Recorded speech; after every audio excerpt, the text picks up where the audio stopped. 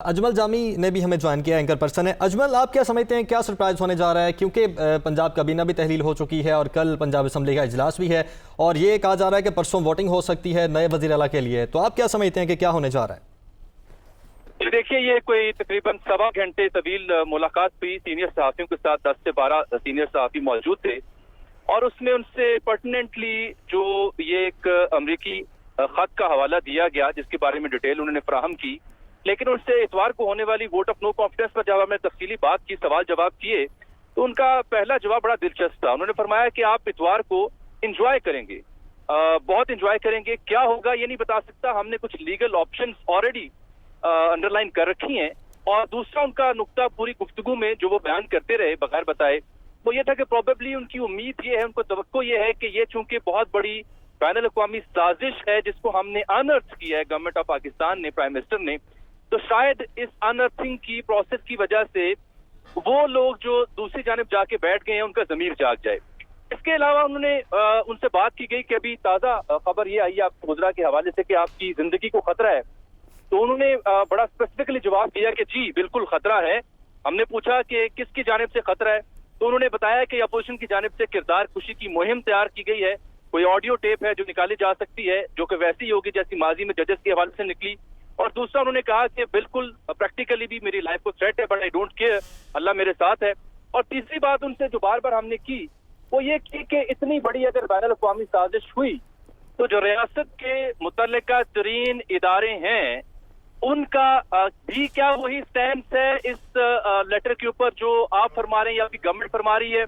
तो उस पर उन्होंने बड़ा कैलकुलेटेड अंदाज में कहा कि ये तो आप उन लोगों से पूछें जिनके बारे में आपका ये सवाल था। ठीक, अच्छा अजमल, चौथी अहम बात उनसे हमने की बुज़दार साहब के हवाले से सवाल भी पूछा कि आप उनके कारनामे गिनवाते नहीं थकते। आप आज की मुलाकात में भी ये फरमा रहे थे कि बुज़दार ने तारीखी काम किया है, कम गो था, अपने आप को डिफेंड नहीं कर सका। तो मैंने बरमला उनसे पूछा कि इतना तारीखी वज़ीर आला पंजाब जिसकी आप दिफा करते करते थकते नहीं थे, वज़ीर आला प्लस से कहते थे, वसीम अकरम प्लस कहते थे, फिर आपने उसे क्यों बदला? तो उनका जवाब था वन लाइन में कि पॉलिटिकल कॉम्प्रोमाइज। उन्होंने एक्सेप्ट किया कि मुझे पॉलिटिकल ठीक है जामी साहब, बिल्कुल ये समझौता था, इसका उन्होंने आपको जवाब भी दिया। क्या समझते हैं वज़ीर आज़म इतने पुरएतमाद क्यों है? क्या कोई कानूनी ऑप्शन बाकी है या कल के रोज जो मुरासला दिया गया उसके बाद उनके एतमाद में इजाफा हुआ? मामला क्या है, आप क्या समझते हैं? हमने उनसे ये भी पूछा कि मरासला आपको अगर 7 तारीख का मिला है तो आपने इसे 27 से ऑनवर्ड ही क्यों आवेदन करना शुरू किया? तो उन्होंने कहा जी कि OIC की कॉन्फ्रेंस हो रही थी, हम नहीं चाहते थे उस पर असरअंदाज हो, ये मामला हमारा अंदरूनी मामला है, ये असरअंदाज ना हो, इसलिए हमने इसे ऑन होल्ड रखा। और जो लीगल ऑप्शंस की आप बात पूछ रहे हैं उसमें प्रोबेबली वो उस नुक्ते पर जो आइन में लिखा हुआ है कि अगर कोई बैनुल अक़वामी साजिश वाज़े होती दिखाई दे तो उस सूरत में अरकान असेंबली या रियासत पाकिस्तान का किरदार क्या होगा, उन निकात को मजीद स्टडी करना पड़ेगा, क्या वो एप्लीकेबल भी है या नहीं है। और दूसरी उनकी तवज्जो ज़ाहिर बात है स्पीकर का जो ऑफिस है उसके ऊपर है कि स्पीकर को जो इख्तियारात पार्लियामान ने तफवीज़ किए हैं, गालिबन दूसरा नुक्ता उनके जहन में इस मामले पे जरूर उनके जहन में रहा है जो बार बार वो कह रहे थे। तो उम्मीद होने वाली जो आपने बात की, तो हमें आज को 2 से ढाई घंटे प्राइम मिनिस्टर ऑफिस में गुजारने का मौका मिला। जावेद साहब हमारे साथ ही मौजूद है, कामरान शाहिद साहब भी मौजूद है। कामरान साहब, अगर वज़ीर आज़म इमरान खान के पास लीगल ऑप्शन है जिसका जिक्र भी उन्होंने सीनियर सहाफ़ियों से किया, दूसरी जानिब हम अपोजिशन को देख रहे हैं कि वो भी मुकम्मल तैयारी के साथ है, तो क्या वो भी इस तरह के तमाम जो हिकमत अमली है उसको तैयार नहीं कर रहे होंगे? और जब वज़ीर आज़म की जानिब से अब ये वाज़ेह पैगाम भी आ गया है तो इसके बाद अपोजिशन का क्या हिकमत अमली होगी उनकी?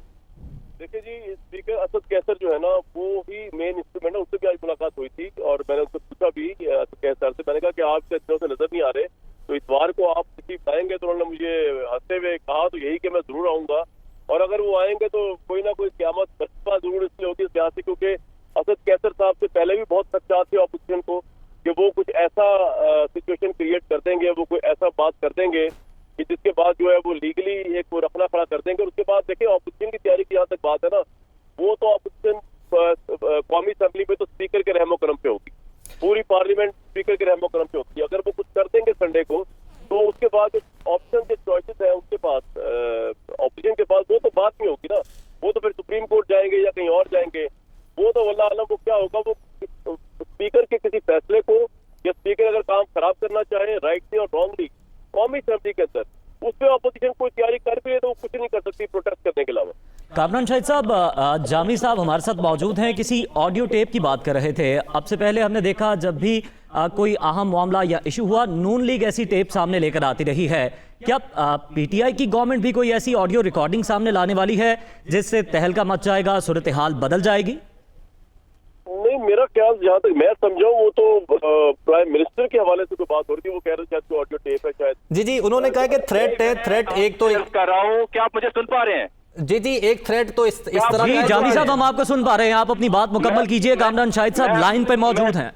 मैं आपसे अब ये कह रहा था कि प्राइम मिनिस्टर का माफी ज़मीर ये था कि उनकी लाइफ को थ्रेट है, बल्कि यही नहीं, उनका ये मानना था कि उनकी किरदार कुशी भी की जा सकती है अपोजिशन की जानिब से। यही बात थी। हमने उनसे जब मजीद पूछा कि ये क्या हो सकता है, तो उन्होंने तफसील में जाते हुए बताया कि आपको अपोजिशन के टैक्टिक्स का इल्म है कि ये मुख्तलिफ जजेस की या मुख्तलिफ ऐसे करैक्टर्स की ऑडियो टेप्स निकालते रहते हैं, तो what else they are left with to do against मी।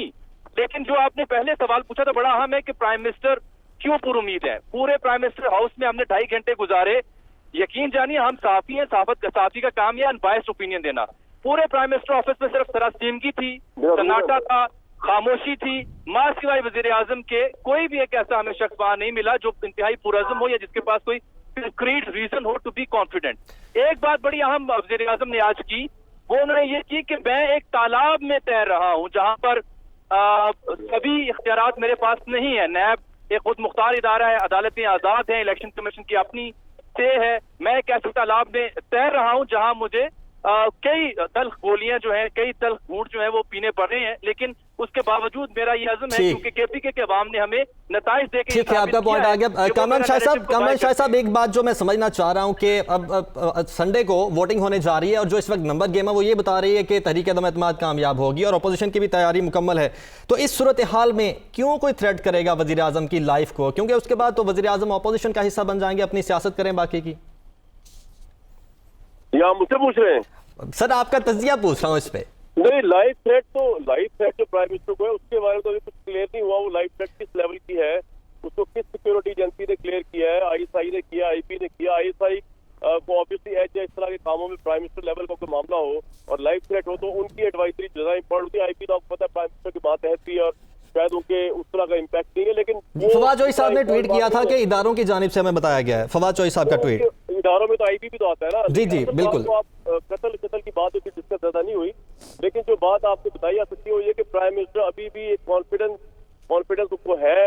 वो कल भी शायद कोई ऐलान करने वाले हैं। वो ये भी हो सकता है कि इस तरह के एक परसेप्शन है कि पीटीआई के लोग इधर आए और आने के बाद वो एक इम्पैक्ट क्रिएट हो जाए, कोई जलसे का समा हो जाए पार्लियामेंट के बाद। वो कुछ भी हो सकता है, लेकिन हम उसके मुतालिक इसलिए बात नहीं कर सकते कि प्राइम मिनिस्टर ने वहां से आगे बात की नहीं। पूछने के बावजूद भी बार बार उन्होंने नहीं बताया और उन्होंने कहा ये तो आप अपनी स्ट्रेटेजी कप्तान कभी बताता नहीं है।